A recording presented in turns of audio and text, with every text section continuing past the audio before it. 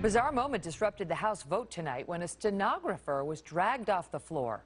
She had managed to make it up to the Speaker's chair and went on a rant that lasted about half a minute. We're learning more now about all of that. Our chief congressional correspondent, Mike Emanuel, is live from the Capitol. Mike? Well, good morning, Megan. Following the outburst, the woman was interviewed by U.S. Capitol Police and then taken to a Washington area hospital for a mental health evaluation.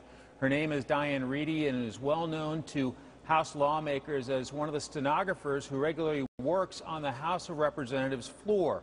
We're told she walked up to the podium below the presiding officer and asked if the microphones were on. She then began saying things like, "Thus spoke the Lord," and "This is not the Lord's work." The Constitution would not have been written by Freemasons. They go against God. You cannot serve two masters. You cannot serve two masters. Praise be to God, Lord Jesus Christ. Congresswoman Ileana Ros-Lehtinen, who was presiding at the time, then hammered the gavel and tried to quiet her. Reidy then said something about the devil. Ros-Lehtinen called it sudden, confusing, and heartbreaking, and noted that this woman is typically a gentle soul. This was a moment late night on a big night here on Capitol Hill that genuinely seemed to stun lawmakers on both sides of the aisle.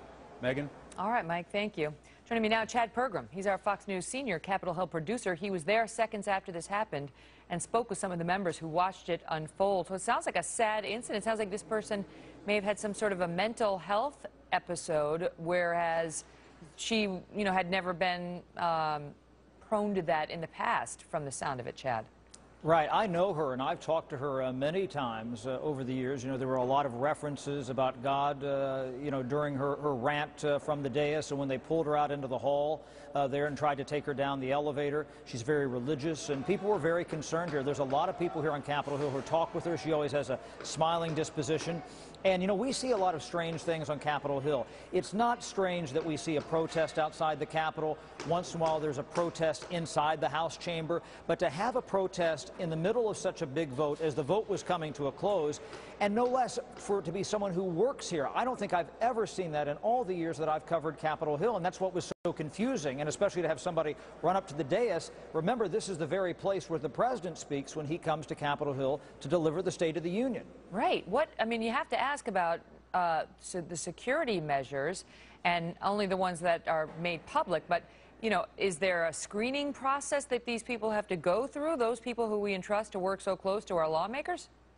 Yeah, I've never heard of anything concrete like that when it comes to an issue like that, but they do have U.S. Capitol Police in the Speaker's lobby and in the chamber, plainclothes persons. There are also persons from the Sergeant-at-Arms office who come, and if you look at the video there, the first person to get to her was the House parliamentarian, Tom Wickham, who just happened to be up on the chamber, and then there were two other chamber security personnel who came from both the left and the right, who eventually ushered her out. Those are the people who, are asked to keep order in the House chamber. We've had them even take House members out. A few years ago, Bobby Rush, a congressman from Illinois, came to the House floor and put on a hoodie, and they removed him during his speech because that wasn't in the decorum of the House. And those are the same people who ushered out the stenographer. What were the tonight. lawmakers saying in reaction?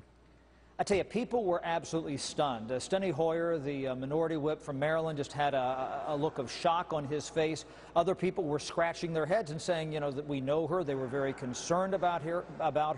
And I think that was one of the other things. The Capitol Hill is a small community. It's almost like a small town.